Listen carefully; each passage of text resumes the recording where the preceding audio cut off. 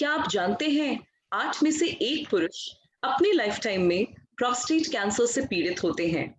It is the second most common cancer found in men worldwide, and the risk of it developing it increases in elderly men. ये cancer तब शुरू होता है जब prostate glands में cells out of control grow होने लगते हैं। The 5-year survival rate for prostate cancer in India is 64%. Old age, obesity, improper diet and genetic alterations को प्रोस्टेट कैंसर के मेन कारण के रूप में आइडेंटिफाई किया गया है।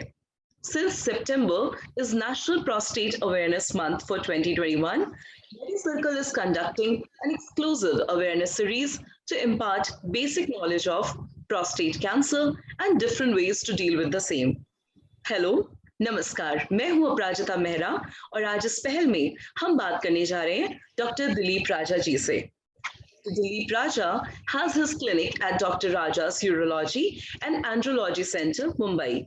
आप Lilavati hospital, Saifi hospital, PD Hinduja Khar, Breach Candy hospital and Wockhardt hospital में भी एक सीनियर कंसल्टेंट यूरोलॉजिस्ट और एंड्रोलॉजिस्ट हैं। He has worked for more than 37 years in this field. He has large experience in treating stone patients with all the modalities like percutaneous lithotripsy, PCNL, and ureterorhinoscopy, URS, as a complete management of stone disease. He is also a visiting urologist and andrologist in Dubai. He is one of the first few urologists and andrologists to start newer technologies like electrovaporization of prostate, penile implants, microsurgery in urology in India. Welcome to the MediCircle, Dr. Dilip Raja. It is truly an honor to have you here with us tonight on Dr. Speak at MediCircle. Welcome, sir. Namaskar. How are you today? Thank you. Thank you so much, Aparajita. That was very sweet and a very short and sweet introduction.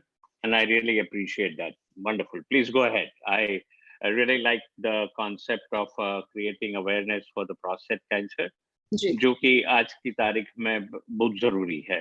बिल्कुल sir. And लोगों को जानना इसके बारे में आप जो कर रही हैं वो बहुत अच्छा काम कर रही है। You must carry on with this. बहुत बहुत धन्यवाद सर। मेरा पहला प्रश्न आपसे है सर कि प्रोस्टेट कैंसर के सिम्टम्स क्या है, या एक्चुअली अगर आप डिफाइन करना चाहें थोड़ा डिटेल में कि प्रोस्टेट कैंसर होता क्या है तो हमें बहुत अच्छा लगेगा। Prostate cancer, prostate, as most of the people, I don't know if they already know what is a prostate gland. This is a small walnut-sized gland which is situated at the junction of the bladder and the urinary passage. पेशाब की थैली और लिंग के बीच में जो कि एक वॉलनट साइज की गांठ होती है जिसको प्रोस्टेट कहते हैं जी। ये प्रोस्टेट जनरली आदमी को पुरुषों में होता है और पुरुषों में इसकी सहूलियत या इसकी अहमियत जो हम बोलते हैं कि वो 50 के बाद ही पता चलती है। यंग पीपल में get infection in the prostate, but जो प्रोस्टेट की जो हम बात करने जा रही है वो जनरली 50 के बाद में होता है। प्रोस्टेट में बिनाइन कैंसर होता है यानी कि नॉन कैंसरस होता है और कैंसरस होता है, और तीसरा एक इन्फेक्शन होता है जिसको प्रोस्टेटाइटिस कहते हैं। तो आज हम जो बात करेंगे जो प्रोस्टेट कैंसर अवेयरनेस मंथ है उसमें, और बिनाइन जो नॉन कैंसरस है सिम्टम्स में दोनों ओवरलैपिंग रहता है। अच्छा। तो दोनों की सिम्टम्स अगर आप जानना चाहें तो कुछ कॉमन सिम्टम्स हो सकती है।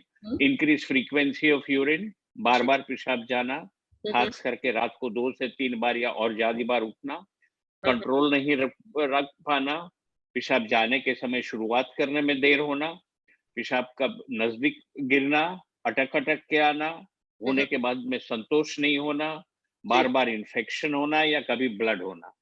ये बिनाइन कैंसर में भी हो सकता है, मैलिग्नेंट कैंसर, ये बिनाइन प्रोस्टेट में भी हो सकता है और कैंसरस प्रोस्टेट में भी हो सकता है। सो प्रोस्टेट की जो सिम्टम्स होने से आपको उस समय चाहे बिनाइन हो या मैलिग्नेंट हो, यूरोलॉजिस्ट की आवश्यकता उसी समय आपको पड़ती है। जी। अब जैसा कि आपने इतने डिटेल में ये बताया है, प्रॉब्लम्स तो बहुत कॉमन है और ज्यादातर एल्डरीज में होते हैं। जनरली ये सर्जरी की तरफ लोग इस पर इंगित करते हैं, तो can surgery be prevented in case of prostate cancer? ऐसी कोई गुंजाइश होती है? अभी सर्जरी का कॉन्सेप्ट ऐसा है कि लोग सर्जरी के नाम से तो पहले डरते हैं। कोई भी चीज बिना सर्जरी के अगर हो गई तो मैजिक हो गया, जी, वो डॉक्टर भगवान हो जाता है। जी, बट नहीं, प्रोस्टेट कैंसर एक ऐसी बीमारी है कि अगर आप जितना जल्दी डायग्नोज करें तो उसका रिजल्ट, अगर आप, it's a slow growing tumour, जिसको कि टाइम लगता है, धीरे धीरे वर्षों के बाद में होता है, धीरे धीरे बढ़ता है। लेकिन अगर टाइमली इंटरवेंशन अर्ली स्टेज पर करते हैं तो literally you get A 100% cure. And उसके लिए surgery is one of the answers. कई केसेस में जिसमें कि प्रोस्टेट कैंसर जो अर्ली भी होता है लेकिन सर्जरी नहीं करानी होती है किसी को, हम्म, तो रेडियोथेरापी होते हैं, लेकिन उसमें क्या लंबे 30-35 सेशंस लगते हैं, एवरीडे जाना आना पड़ता है, उसके और भी रिलेटेड प्रॉब्लम्स काफी रहते हैं। तो जी, हमारी तरफ से अगर अर्ली स्टेज में है प्रोस्टेट कैंसर तो उसकी सर्जरी करना इज मोस्ट एडवाइजेबल। सर्जरी नहीं कभी करते हैं जबकि प्रोस्टेट बहुत एडवांस स्टेज में चला जाता है, जबकि मेटास्टेसिस हो जाती है लंग्स में, बोन्स में, ब्रेन में, लिम्फ नोड में, जहाँ स्प्रेड हो जाती है, तब वो सर्जरी का कोई इंडिकेशन नहीं रहता है। लेकिन उसके लिए भी कुछ ऐसी सर्जरी होती है जो कि उसको मेटास्टेटिक डिजीज को कंट्रोल करती है। जी, इसलिए सर्जरी से सिंपली भागना हम्म, is not a wise thing. Right. Right surgery for the right indication at the right time is the dictum. मेरे ख्याल से किसी भी कैंसर की अगर हम बात करते हैं, तो सबसे बड़ी गलती जो होती है वो यही होती है कि पेशेंट डॉक्टर तक इतनी देर में पहुंचता है कि एसेंशियली आप लास्ट स्टेज पे पहुंचकर डॉक्टर को सीक करते हैं, तो he hasn't much to do with you. वो उनके पास भी कुछ ऑप्शंस नहीं बचते except for surgery and serious chemo.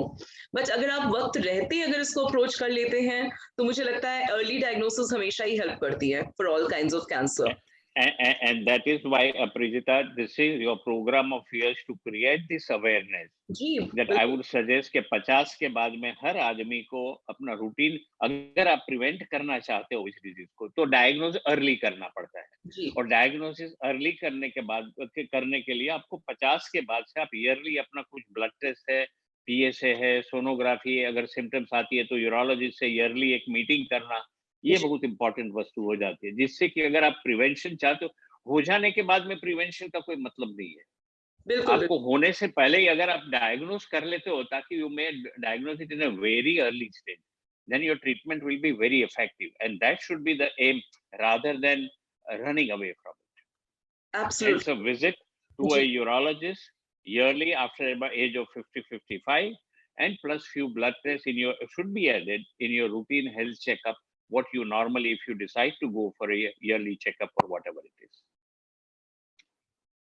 Very wise advice sir there, thank you so much. मेरा अगला प्रश्न है आपसे कि क्या प्रोस्टेटाइटिस से प्रोस्टेट कैंसर हो सकता है? Not really. Chronic prostatitis एक ऐसी, acute prostatitis और chronic prostatitis, acute prostatitis यानी कि काफी सिम्टम्स एग्रेसिव होती है, जिसमें पेशेंट को बहुत जलन होती है, दर्द होता है, पेन होता है, हाई डिग्री फीवर होता है, जी, एंड धीरे धीरे that can become a chronic prostatitis. Alright, Prostatitis means an infection of the prostate. It does not lead necessarily to the cancer of the prostate.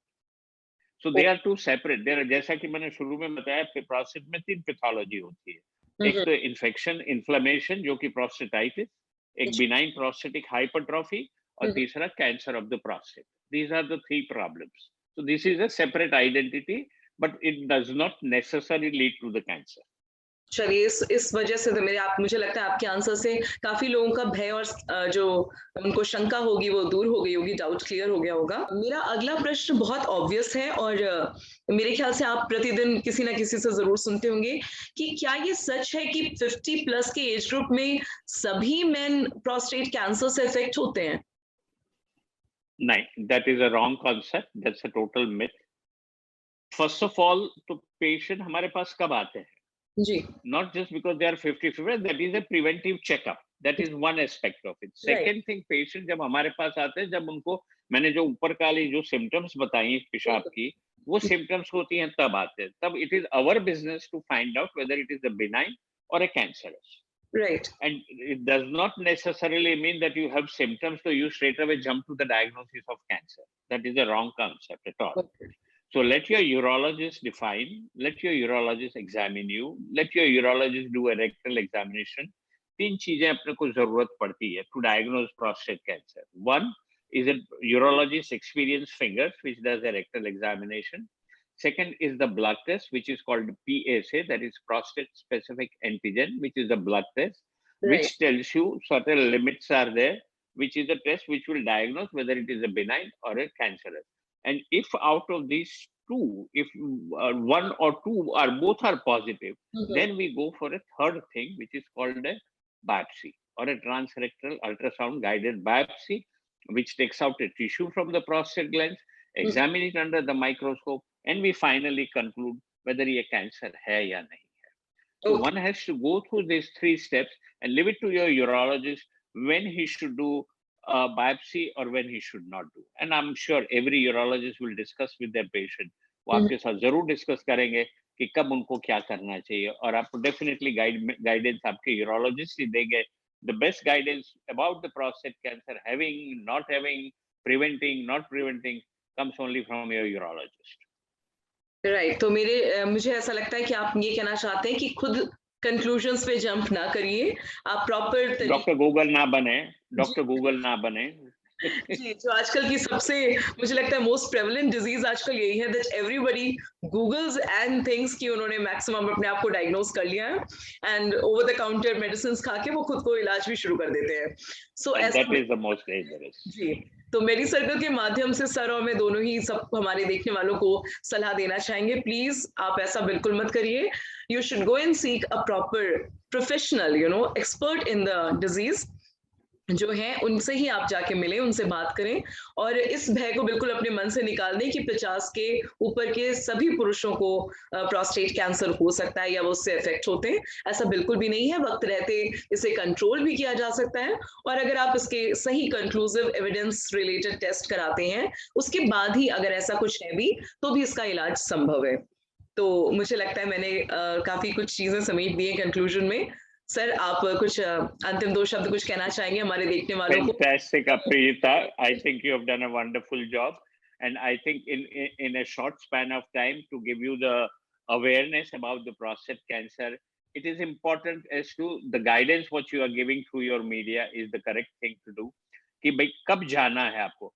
Google पढ़ने में कोई खराबी नहीं है, नॉलेज इकट्ठा करने में कोई खराबी नहीं है, लेकिन फाइनली सेल्फ ट्रीटमेंट ना करें, सेल्फ imposition, self-diagnosis ना करें, consult a right person, particularly after the age of 50-55, find out whether you need it, and नहीं होगा 1, 2, 3 साल तो आपके यूरोलॉजिस्ट खुद ही बोलेंगे कि अभी आपको हर साल आने की जरूरत नहीं है, आप अपना टाइम पीरियड बढ़ा सकते हैं. So I think this awareness creation is a wonderful thing, Aprijita, you have taken, and wish you all the best in your project, and I'm very happy to be here to be helpful and create some guidance and awareness for the prostate cancer. And thank you so much. Thank you so much for coming to our show and sharing your valuable time and insights with us here at MediCircle. It was really a pleasure and honor to have you here with us today, sir. Thank you for your time once again. Good luck.